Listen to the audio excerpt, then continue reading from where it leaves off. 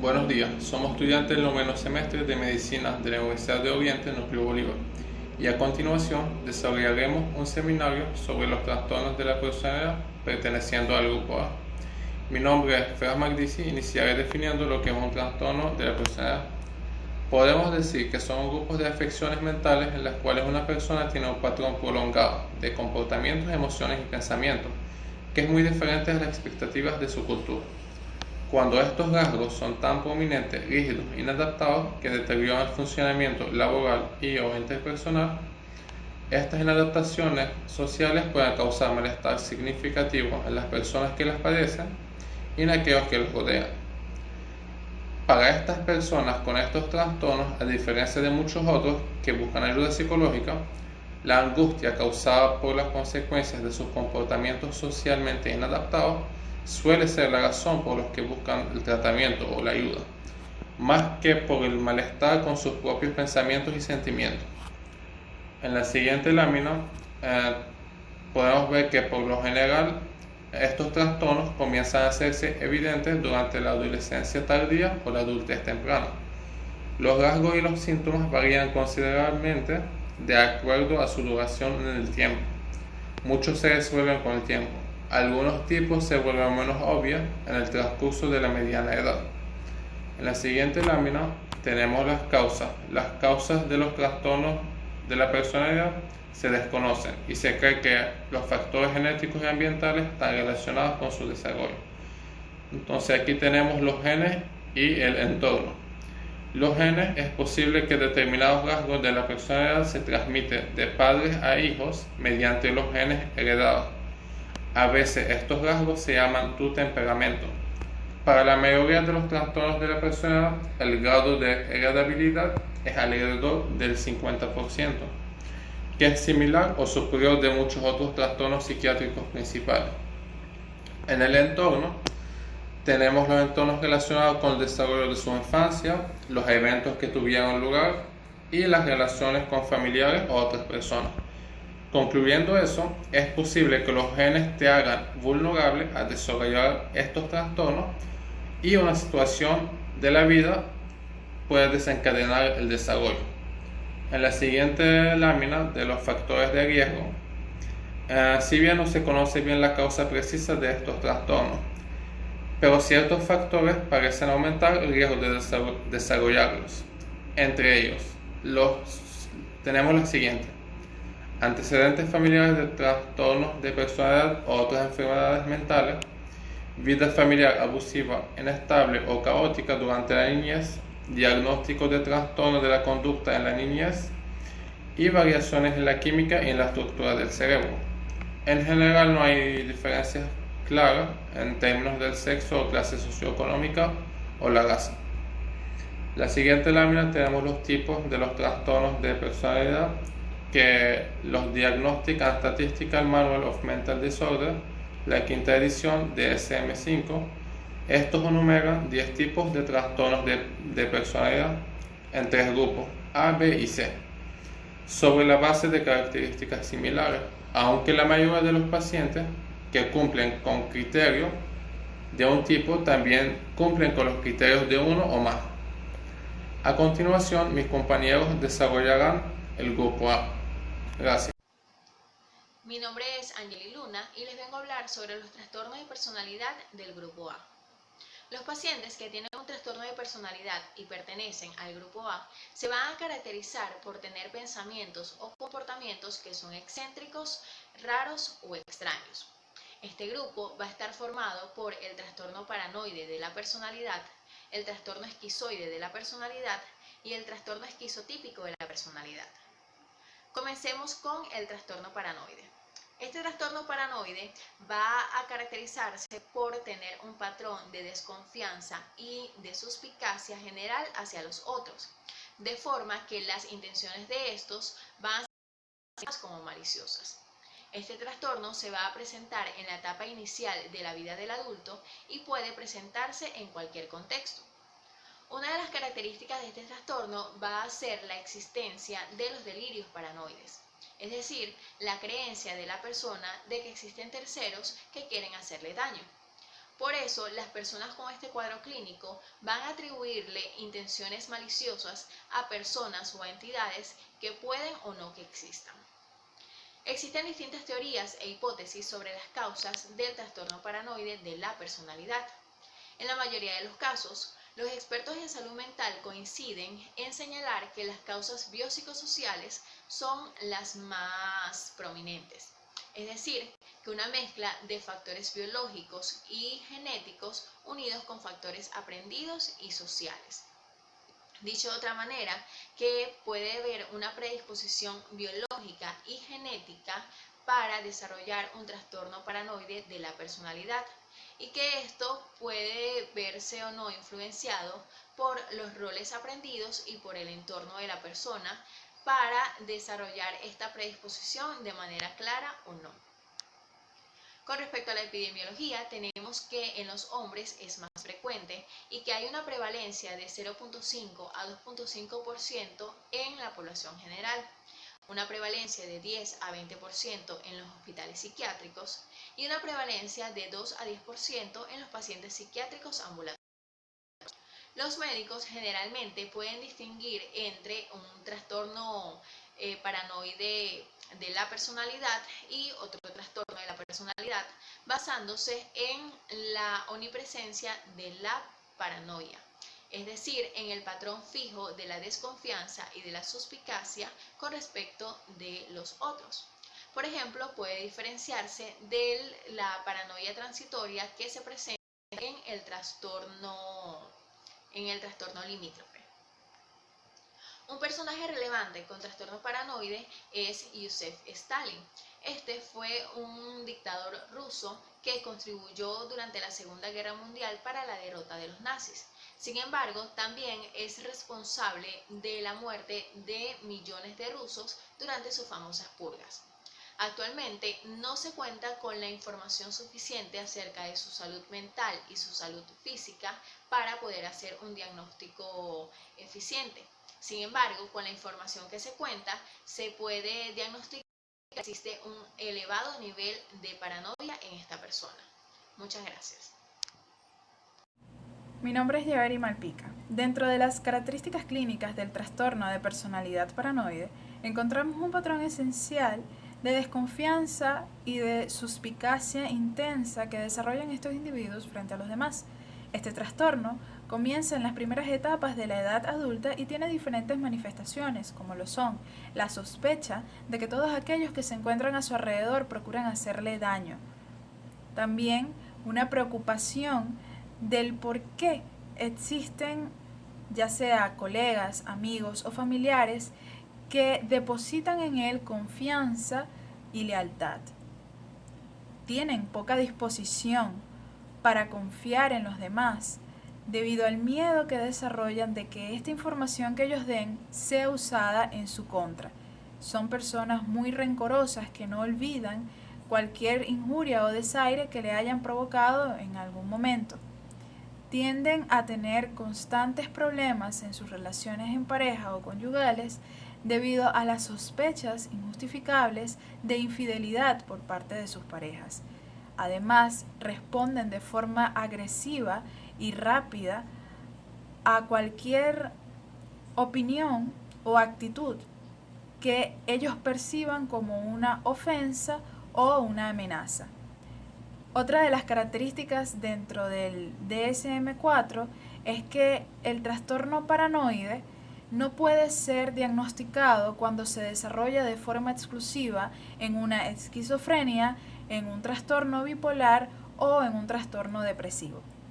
Dentro de las características asociadas a las manifestaciones clínicas, encontramos que estos individuos son personas difíciles de tratar o difíciles de llevar, por lo mismo que ellos proyectan esta desconfianza hacia todos aquellos que conocen. Incluso son personas que culpan a los demás sobre sus propios defectos. Tienden a tener pensamientos y fantasías grandiosas y muy pocas realistas. Son muy fanáticos en aquello que creen y de lo que forman parte. tienen una necesidad excesiva de tener el control, de ser autosuficientes y un fuerte sentido de la autonomía.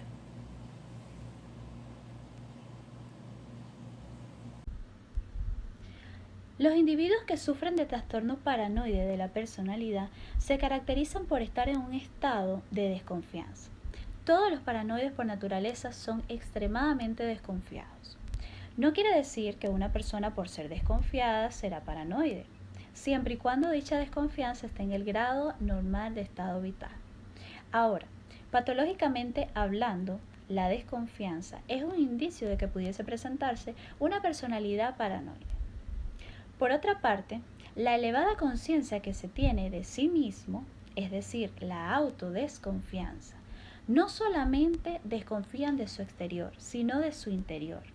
Y cabe acotar que esta desconfianza se maneja en un lapso de tiempo relativamente prolongado. En pocas palabras, tienen una sospecha generalizada y sobre todo injustificada hacia los demás. Es decir, todos son malos. Y no son malos porque puedan hacer algo que pueda constituirse como una maldad. No, son malos porque viven para hacer una maldad que los pueda perjudicar de una manera muy grave y sobre todo irreversible. Por otra parte, como estos pacientes están atentos, ellos tienden a estar excesivamente preocupados. Da lo mismo si hablan con un conocido que con un desconocido, ya que siempre van a estar dudando y preguntándose ¿por qué me han dicho esto?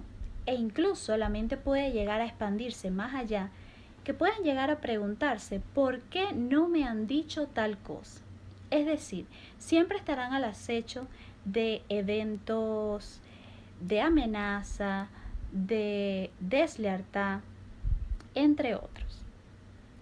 Por otra parte, debido a la desconfianza que sienten hacia las demás personas, tienen la necesidad de sentirse autosuficientes y de controlar todo. Es decir, excesivo ensimismamiento, cierto egocentrismo y presuntuosidad. Por otra parte, debido a la conducta esquiva, tienden a aislarse. Evitan prolongar relaciones sociales más allá de lo estrictamente necesario y si en dado caso las llevan a cabo, muestran un hermetismo emocional. Se muestran contemplativos, fríos y exigentes, para que de esta manera no puedan dañarlos. De igual manera, tienen tendencia a la repetición mental de recuerdos, palabras, gestos de terceras personas y que ellos las identificaron como algo ofensivo.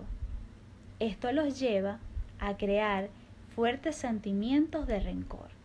En fin, es muy difícil lidiar con este tipo de personas, ya que estas creencias erróneas las llevan a todo o casi todos los ámbitos de la vida, desde el ámbito profesional hasta las relaciones familiares, amistades e incluso sentimentales.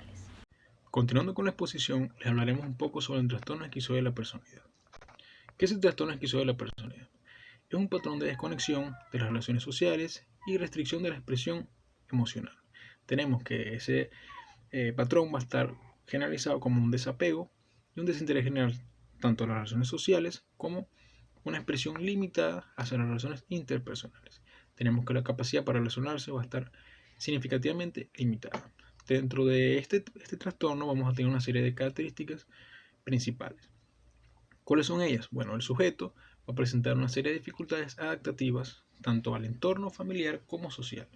Tenemos que va a tener un deterioro de las capacidades para cuidarse a sí mismo y se va a generalizar como un patrón de comportamiento fijo, poco flexible y los individuos van a organizar su vida en torno a este trastorno.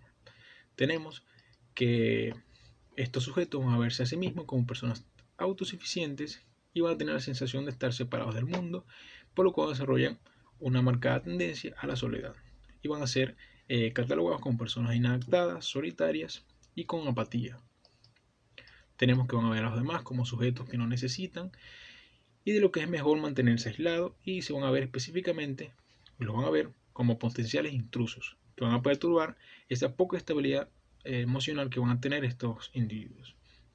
Son reservados, introvertidos y tienen una tendencia, como dije anteriormente, al aislamiento. Van a tener dificultades para establecer amistades, relaciones interpersonales, incluso con sus familiares, y van a tener lo que sería un nulo interés por las actividades sociales, de lo que parecen no tener ningún tipo de satisfacción, tanto emocional como afectiva. Tenemos que se diferencia este trastorno de la esquizofrenia, ya que no comparte, entre otras cosas, lo que sería tener antecedentes familiares de trastornos formales del pensamiento. Aunque dentro de la etiología, que vamos a hablar más adelante, se ve que los pacientes que presentan tanto esquizofrenia como antecedentes de padecerla, trastornos esquizotípicos, vamos a tener que tienen una tendencia mayor a tener este trastorno. Dentro de la epidemiología tenemos que está presente en un 3.1 o un 4.9% de la población general. Tenemos que es más frecuente en varones y tenemos que es un poco más común en pacientes, como dije anteriormente, que tienen antecedentes familiares de esquizofrenia o trastorno esquizotípico de la personalidad. Normalmente comienza a nivel de los primeros años de la adultez, alrededor de los 18 años, pero puede haber pacientes que lo presenten a nivel de la infancia.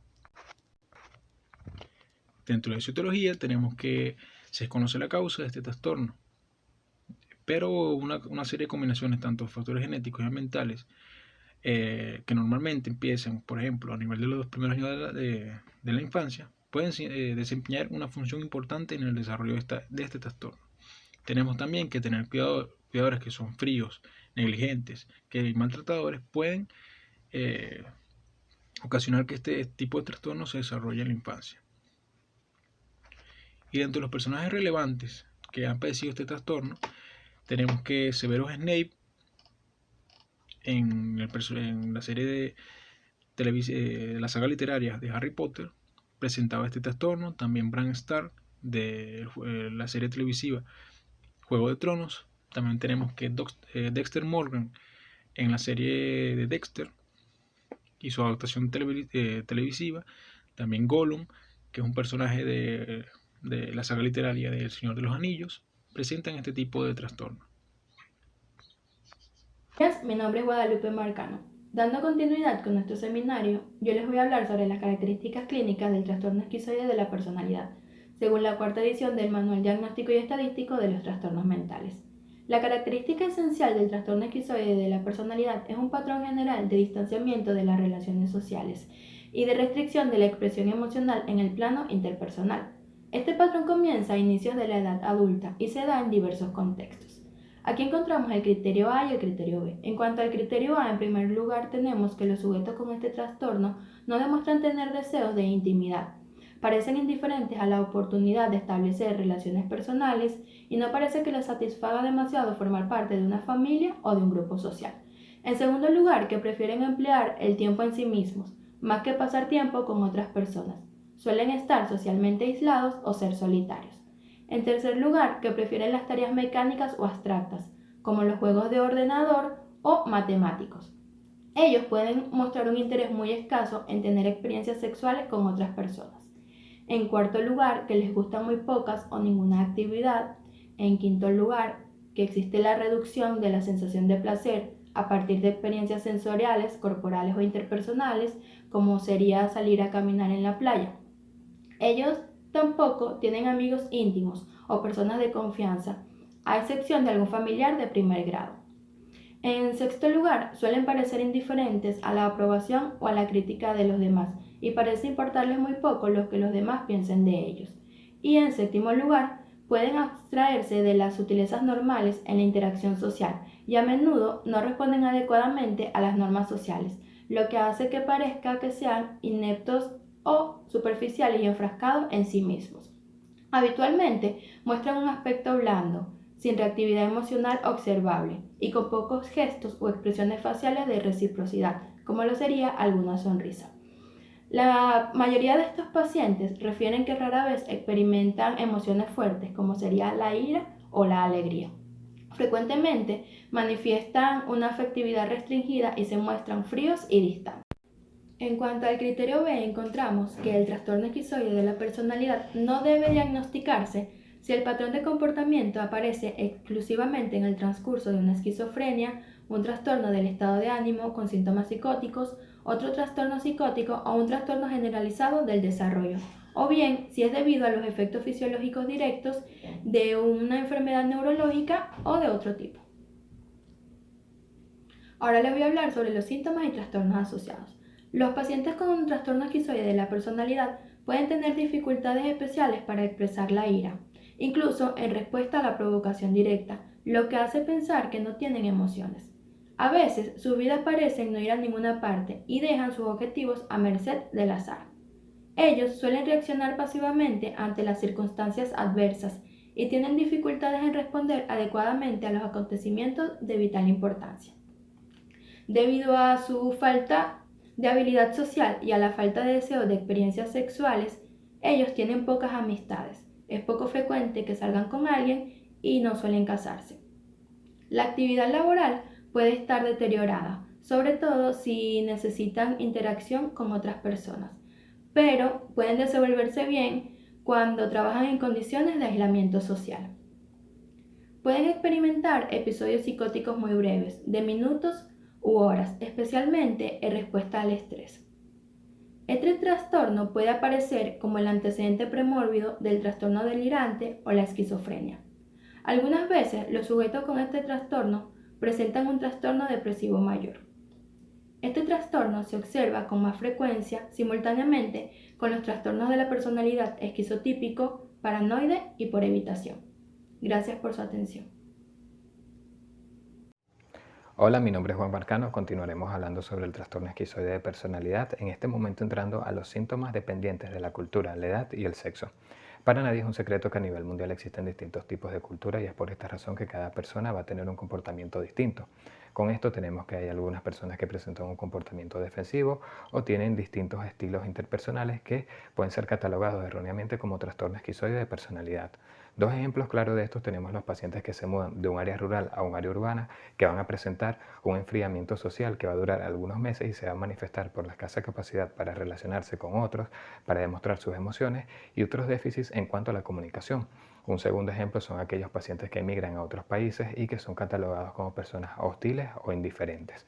Cuando hablamos de la edad debemos saber que este es un trastorno que se manifiesta principalmente en etapas tempranas de la adultez, es decir, a los 18 o 19 años de edad, pero que pueden tener algunas manifestaciones que se van a dar en etapas más tempranas como en la niñez o en la adolescencia, y estas pueden ser la incapacidad para relacionarse con otras personas, la incapacidad para demostrar sus emociones o también un déficit en la parte intelectual que los puede llevar a ser catalogados como personas diferentes y ser sujetos de burla.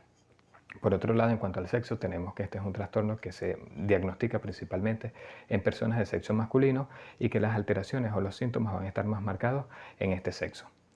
Cuando entramos al siguiente punto es el diagnóstico diferencial, un diagnóstico diferencial que va a ser bastante importante en este tipo de trastornos y se debe principalmente a que va a tener síntomas relacionados o síntomas similares con otras patologías y es por esta razón que debemos identificar cuáles son esas diferencias para poder hacer el diagnóstico certero.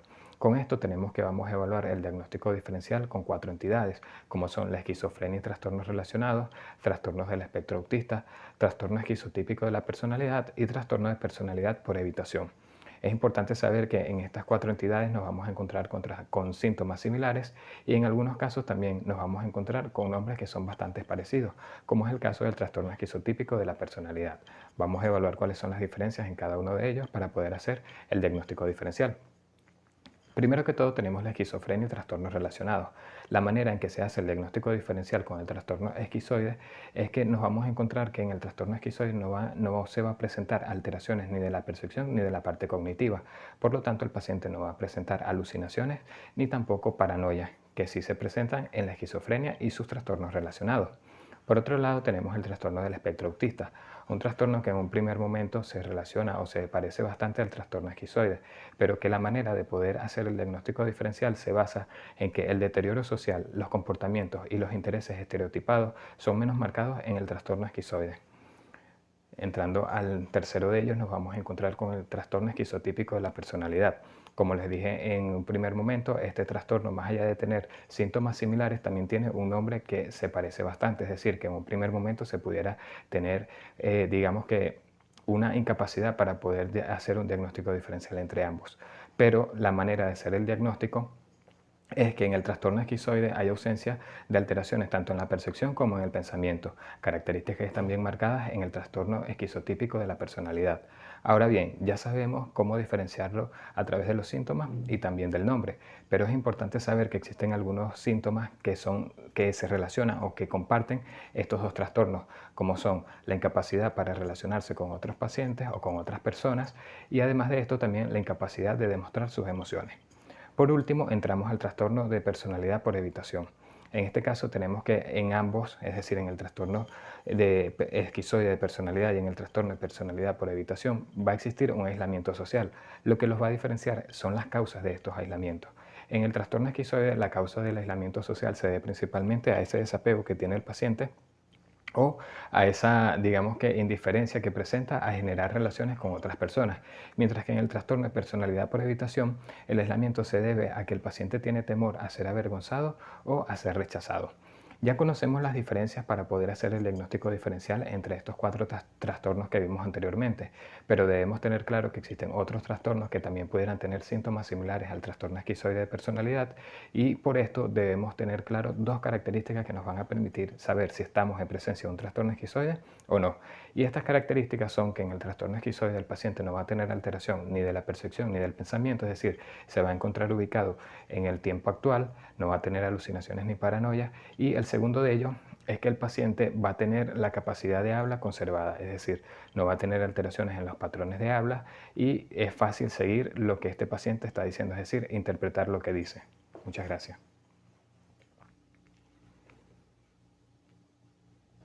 El trastorno esquizotípico de la personalidad es un patrón con déficit social e interpersonal. Y cuando nos referimos a que tiene un déficit social e interpersonal, es que son personas que suelen tener pocas o incluso ninguna persona de confianza, aparte de sus familiares cercanos. Ellos también pueden presentar alteraciones cognitivas, perceptivas y un comportamiento que es excéntrico. Con respecto a sus alteraciones de percepción, son personas que ellos pueden percibir a otros que incluso dicen su nombre, así este hecho no esté sucediendo. Esto es un trastorno que suele aparecer al inicio de la edad adulta. Ellos pueden tener la idea que pueden leer los pensamientos, que pueden predecir lo que va a suceder, que tiene un poder sobre los demás e incluso creen mucho en los rituales. Son personas que suelen malinterpretar el comportamiento, la personalidad de los otros, por lo que los lleva a tener una desconfianza en los demás. Ellos, cuando se encuentran en grandes situaciones de estrés, ellos suelen desarrollar tanto ansiedad y depresión. Con respecto a la epidemiología, ellos afectan a menos del 4% de la población, afecta más a hombres y a mujeres, e incluso cuando nosotros diagnosticamos a las personas con trastorno esquizotípico, el 30 y el 50% de ellos pueden presentar un trastorno depresivo mayor. Incluso ellos pueden abusar de sustancias. Cuando nosotros diagnosticamos este tipo de personas, este trastorno esquizotípico, a medida que va envejeciendo, tiene menor probabilidad de curación, a diferencia de otro tipo de trastornos de personalidad. Mi nombre es Raúl Martínez y ahora le voy a hablar acerca de la etiología del trastorno esquizotípico. Este trastorno se presenta de forma común entre parientes, por lo cual se encuentra asociado a un componente hereditario. Los diversos estudios han demostrado que en estos pacientes se encuentran genes defectuosos. Asimismo, los investigadores han determinado que se debe de tratar de una base genética amplia y no de un efecto de un solo gen. Esta patología presenta defecto genético neural debido a un defecto en la neurotransmisión glutaminérgica, así también como una disminución del tono inhibitorio GABAérgico en toda la corteza cerebral. Los pacientes que presentan síntomas psicóticos se debe a un aumento de los niveles de dopamina, que se encuentra más elevado que en otros trastornos de la personalidad, pero por debajo de los niveles encontrados en esquizofrenia. La etiología de estos trastornos también tiene cambios estructurales, que también se encuentran en los pacientes con esquizofrenia, pero en este se encuentran de una menor magnitud. Estos cambios estructurales, obtenidos a través de estudios de imagen como las resonancias magnéticas, encontramos la dilatación de los ventrículos laterales del cerebro, también una reducción de la materia gris de los lóbulos temporales, disminución de la conectividad interhemisférica, así como también reducción del volumen de la estructura talámica y pulvinar.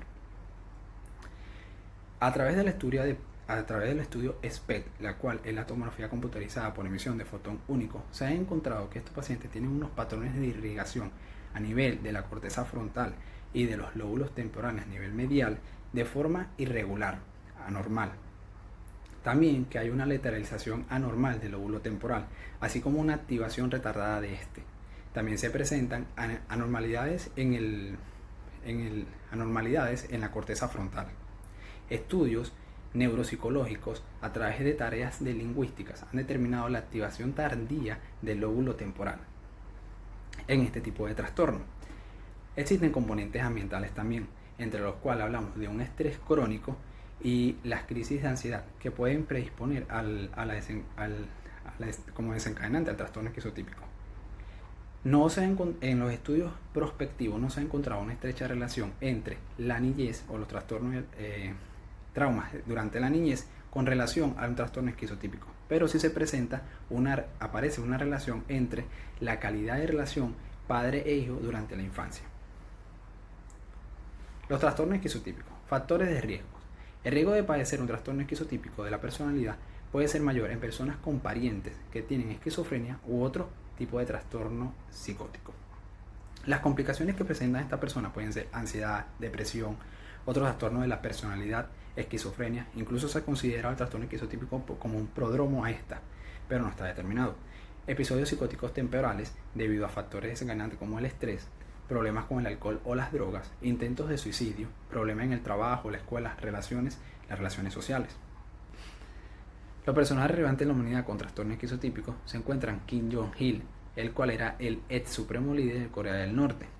Este presentaba ciertos rasgos excéntricos, como son los planteados en la revista The Sun, el cual decía que presentaba una obsesión con Elvis Presley, tanto es así que presentaba su mansión llena de afiches de este y llegó a imitar tanto su corte de cabello como su forma de vestir. Este personaje realizaba una forma de tortura a aquellos enemigos que presentaba, así como también le gustaba realizar formas de entretenimiento, vivía de forma aislada. Evitaba los vuelos en aviones ya que le generaban fobia porque pensaba que podían realizarle cierto ataque. Por eso siempre viajaba en tren. Otro personaje es Salvador Dalí, que fue un pintor, escultor, escritor español del siglo XX, el cual se considera como uno de los máximos exponentes del surrealismo. Este personaje, excéntrico tanto en su comportamiento como su estética, además de sus discursos díscolos, y entre ellos encontramos una frase como "yo soy el surrealismo", así como también las pinturas del surrealistas nos ponen en evidencia ante un personaje con este tipo de trastorno esquizotípico. Buenas tardes, mi nombre es Aurimil Superlano y les voy a hablar sobre las características clínicas del trastorno esquizotípico según el DSM-4.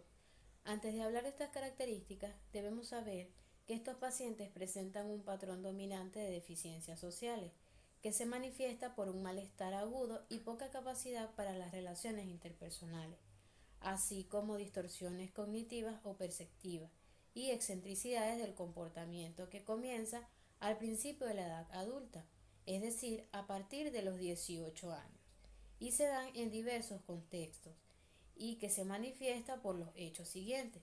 Primeramente, estos pacientes van a experimentar ideas de referencia, es decir, donde se van a excluir las ideas delirantes de referencia. Por ejemplo, el paciente piensa que las palabras o actos de otras personas lo aluden a él. Segundo, tienen creencias extrañas o pensamientos que influyen en el comportamiento y no es consistente con las normas subculturales. Ejemplo, estos pacientes creen en la superstición, en la clarividencia, telepatía o sexto sentido. En niños y adolescentes se va a experimentar fantasías o preocupaciones extrañas. Tercero, experiencias perspectivas inhabituales, incluidas las ilusiones corporales. Cuarto, pensamientos y lenguaje extraño. Ejemplo, ellos van a ser vagos, circunstanciales, metafóricos, sobreelaborados o estereotipados. Quinto, van a presentar suspicacia o ideación paranoide. Sexto, La afectividad de estos pacientes va a ser inapropiada o restringida. Séptimo, van a tener un comportamiento o apariencia extraña, es decir, estos pacientes son excéntricos o peculiares. Octavo, ellos no tienen amigos íntimos ni confidentes, aparte de los familiares de primer grado, es decir, los que conviven con ellos. Y finalmente, ellos tienen ansiedad social excesiva que no disminuye con la familiaridad y tienden a asociarse con los temores paranoides más que con juicios negativos sobre sí mismos. En conclusión, los pacientes con trastorno esquizotípico se sienten incómodos al relacionarse con las demás personas. Ellos pueden interactuar con los demás si deben hacerlo, pero prefieren no hacerlo porque sienten que son diferentes y que no pertenecen al mismo círculo social. Gracias por su atención.